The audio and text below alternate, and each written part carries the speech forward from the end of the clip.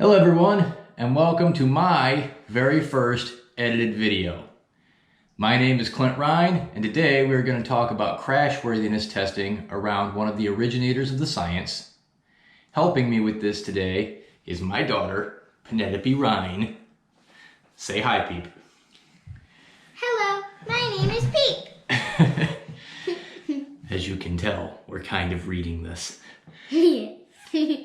I'm forcing her to be a part of this video so that she can start her YouTube career and maybe, just maybe, get some extra science credit in school. You know, this whole pandemic thing has her sitting at home all day long doing nothing. If she gets good at it and rich, I'm hoping I can live off of her in the future. You gonna take care of me? No. Okay. All right, on to the actual presentation. Penelope, what do I do for a living? You fly airplanes for JetBlue. Yes, I do. And I like it. Although I haven't done it in about 2 months because everything's a mess right now. Yeah. All right. Do you think what I do is safe? You can just answer the way you did the other day. If you do it right, it is. Just so you're aware, I wrote down her responses to these questions a couple days ago. So if it seems a little bit acted, it's because we're not any good at this. All right. Yes, it's pretty safe if everything's done right. Well, what do you think would happen if I did crash? Well, some people would live and some people would die. Yes, this is true. Unfortunately, that is true, but airplanes are much safer today than any time in the past. More people would survive a crash now than ever before. Flying planes is inherently safe, but accidents can always happen. So when accidents do happen, we want it to be as safe as possible. Many people over the last 100 years have worked on making airplanes safe by studying how the aircraft and people in them react to the forces of a crash. One of the earliest was Hugh de Havilland Jr., and a picture should show up right about now of what that man looked like. Okay, Dad, who is that? Well, I am glad you asked, Penelope. I'm going to give you a little history lesson. Mr. de Havilland was born in 1895. For reference, that's 125 years ago. So, long time ago. Back before Grandpa was born.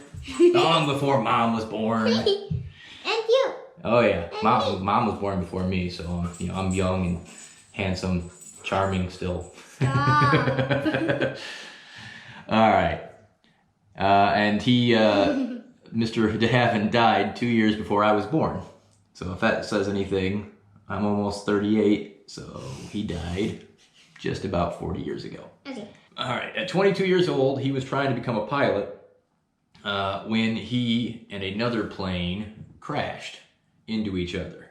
They were out practicing. He was practicing to be in the Canadian Army, and they were practicing drills, flying around to each other, when one of them came down like this. This is an airplane that Pete built, by the way. Awesome, huh? Look at that. Just amazing design. Stop! One of them was made by me, and then Mom had to modify it. Yeah, I don't know where the other one went.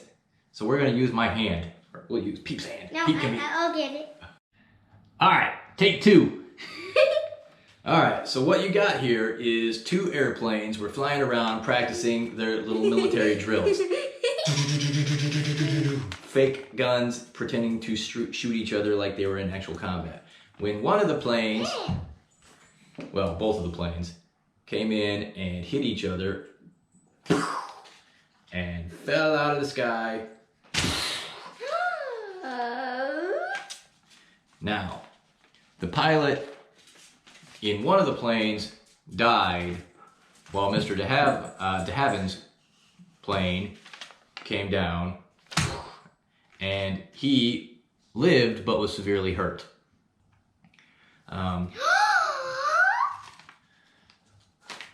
Mr. de Haven ruptured his liver, gallbladder, and pancreas. So stand up, sit up a little bit. So if you think about it, all of that stuff is right in here. And basically, what you got is way back when there was a type of seatbelt that they used, which I'm going to put a picture up here of in just a second, but it wrapped around their stomach. Ew. And when he hit, the force pulled, it was basically a sharp buckle into his stomach and lacerated his organs. Very dangerous, but he did survive it. 20 years later, Hugh was was out walking when he saw a car crash, and the driver's face, when the car stopped, his face went forward, and picture little knobs and dials on the dashboard of your car. His face went in and scarred him. So Mr. de Haven, seeing all this, after seeing the accidents from his aviation days as well as the car accident, decided he was going to start doing his own research and began testing in his own kitchen, of all places, much like what we're in right now. This is my dining room. And not the actual kitchen. To see if those injuries were preventable. It's over there. Mr. de Haven used what is called an egg dropping test, something we actually did when I was in high school. He took eggs and dropped them from different heights onto sets of foam rubber to see if they would break. And different thicknesses of foam rubber were used until he was able to see what it would take to protect the eggs from cracking. More and more tests came, and eventually he was able to do a 100-foot drop of the eggs onto a 3-inch mat of rubber. The eggs were falling at more than 50 miles per hour. Think of the speed of your car when we're driving, Peep, right, on the road. That's about 50 miles per hour. Now think about the egg going that fast and stopping on the ground, right? What do you think's going to happen? Well, it would break. Yeah, right? Mm-hmm. But if you put enough padding under it, it's going to come down, and that foam padding, which is soft, right, is going to pillow it. Yep, exactly. Now we've got in this house about 5 iPads. This is my work iPad, and it has almost no protection. So if it falls, it's dead. It's going to probably crack. And not be scrambled eggs. Now I have Peep has 2 iPads. One was her grandmother's and one is her own. And each one of them has different types of padding. Now, the one with the thickest rubbery padding, much like my cell phone here, has enough padding on it that when it hits, it protects itself. Yes, that's Final Fantasy VII if you care. Nerding out. But this keeps your phone from cracking or breaking. It's the same thing that's going on with the eggs. And you can see that. That's why we put those wraps around the iPads and the computers and things like that, right? Mm-hmm. All right. Okay. So, none of this is me. In theory, if you can save a delicate egg with a little bit of padding, then it's probably possible to save human beings with enough padding and protection. To go along with the egg drop experiments, Mr. de Haven got several stories at the time of different injuries from people falling from great distances, but not dying after landing. Most of the times, if they didn't die, it was because they were landing on soft surfaces such as sand or flower beds, soil, something along those lines. One of the stories, a woman who was 5'7" and 115 pounds, so about mommy size, give or take, fell 93 feet in the air, all the way down, and she landed in a flower bed. She indented into that dirt 6 inches into the ground. Mr. de Haven, who was an inventor, was able to do math that is well beyond my means, but from doing that math, he was able to see that if you hit the ground at approximately 200 times the force of gravity, it is possible for a human being to survive if they hit a surface that is able to distribute the force. As we were talking about with the iPads and the padding, that extra area helps distribute the force around the item. All of this research led to the creation of what eventually became crash test dummies. Many people remember these from the 80s, the little guys in the cars slamming into the walls, making jokes. Well, a version of these were created way back by Mr. de Haven to test by dropping airplanes. And basically, they would take an airplane fuselage, so the body of the plane. They would put 3 or 4 crash test dummies inside of it. They would hoist it to different altitudes, so 10 feet, 100 feet, whatever. And basically on an inclined plane, they would drop it and it would stop, creating that force, that G-force, pushing the bodies down into their seats. Now, by doing that, they were able to see the exact loads on a person and the way it would be handled, as well as how the seat belts would handle them slamming into it with such force. That is a dog collar. I can't get a whole car in here right now, but we will have pictures up. So, all of the data that they got went to a research institute that Mr. de Haven started, which was used to de-lethalize seatbelts and create more safety standards. At the time, as we talked about, there were these large seatbelts that created like a spike on your abdomen. So at the time, these seatbelts would basically crush into you, but they were there to keep you, if the airplane tipped over, from falling out. That's all they were there for. By doing this testing, they were able to find and create what's called a 3-point seatbelt, which is what you find in almost all cars now, where it comes over and it comes around your waist and it clips down on the side. That way the hard part is not jamming into you when you go forward. The only part that is protecting you is the actual belt. Mr. de Haven changed the field of safety in both aviation and motor vehicles with the invention of these crash test dummies and these 3-point seatbelt harnesses. So I thought it would be a fun way to do some research ourselves, as well as maybe honor the man a little bit, to go do some egg drops of our own. So Penelope and I are going to come up with 3 different ways that we think, actually she is, that we think are going to save the eggs from cracking. I made her go online yesterday and look up different ways of dropping eggs that we could safely protect them. And then we are going to go outside to my guest house and we're going to drop the eggs from the lower height of the stairs, followed by the higher height for the ones that actually make it through the first test. So the 3 tests, we are going to come back in a video in just a second and show you the proper way to, the 3 methods that we came up with. Okay.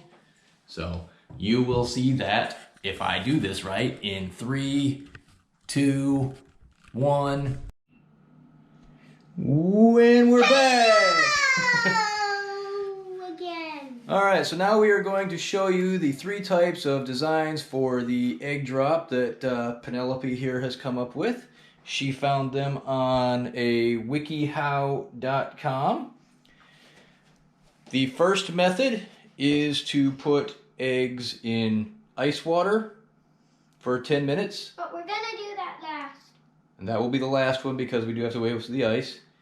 The second method was to pack an egg, which has already been put in here, around a bunch of... I thought of it myself. around a bunch of paper towels as padding. I think this one actually probably has the best chance of working, but and she thought of it herself. And the third method is we're going to take some Rice Krispie treats, fill these little bags here, and one of the bags will be filled with Rice Krispies and the egg. And then the other, a larger bag, will have all of it in there as padding around it, and we will drop it from the different heights. And Daddy's gonna help me with the directions. So from here, you're going to see this in hopefully fast time, showing you how we accomplish this.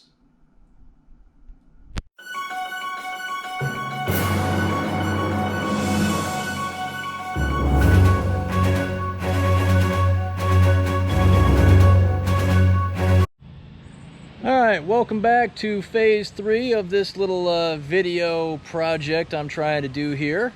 We have decided to come outside. As you can see, my splendiferous house and woods that we are slowly clearing.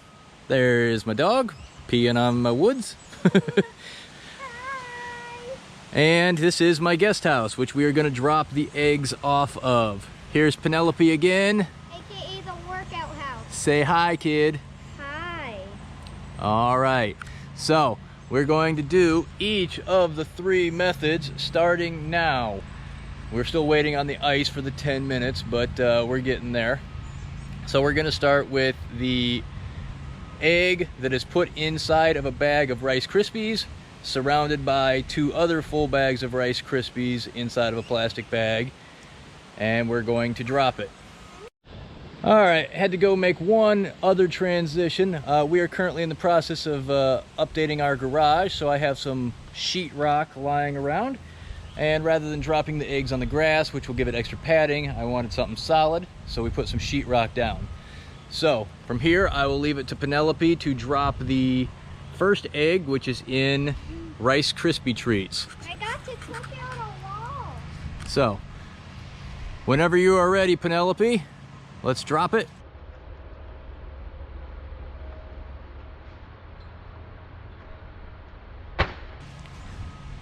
All right, that does not look like it did much damage at all, so I think we'll be okay.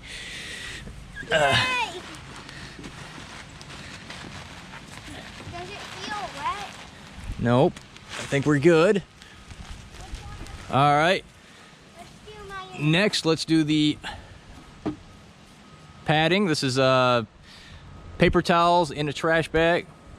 not a trash bag. So, A food go on. bag.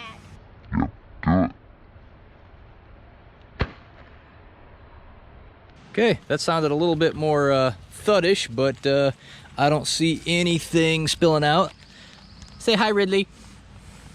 Oh, nope, this one definitely cracked. Yep, you can see it right there. What? Let me see. Yep. Aw. So this one did not work. Scrambled eggs. Scrambled eggs.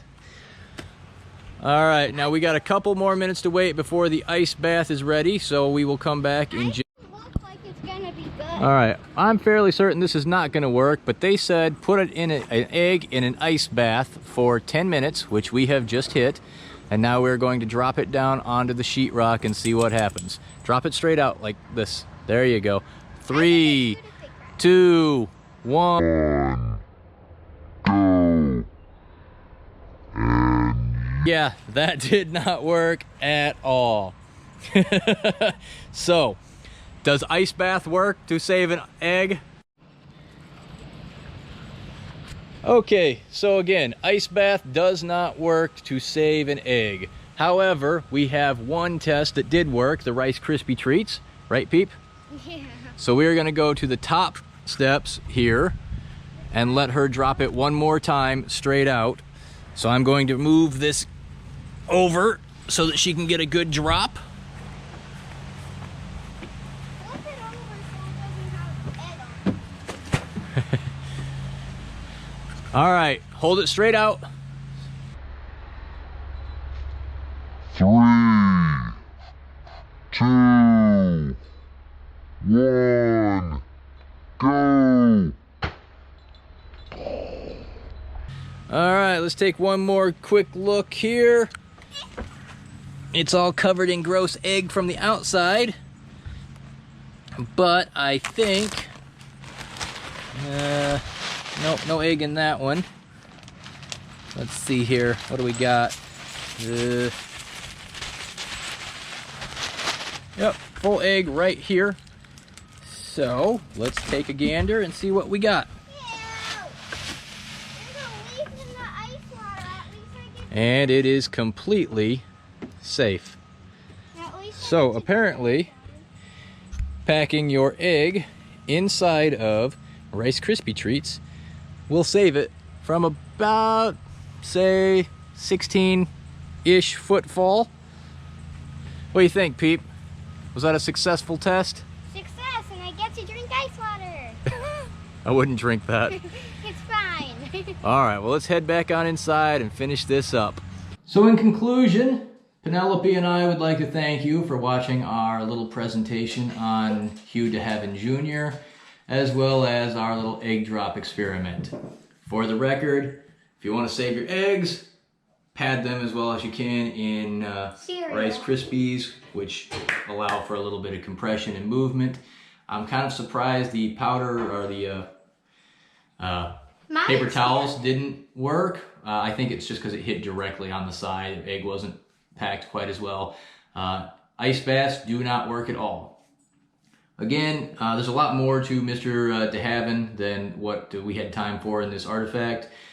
I highly recommend, if you're going to look into safety investigation and crashworthiness investigation, that you look him up and do some self-studying for yourself. This was just a small learning aid to kind of have the kid involved. Also, my wife helped with getting the camera set up, and hopefully we should be able to make this work. I used this for my school so I could show it too. That is true. She's going to show her school. So anyway, from me and mine, thank you so much. We love you, and goodbye.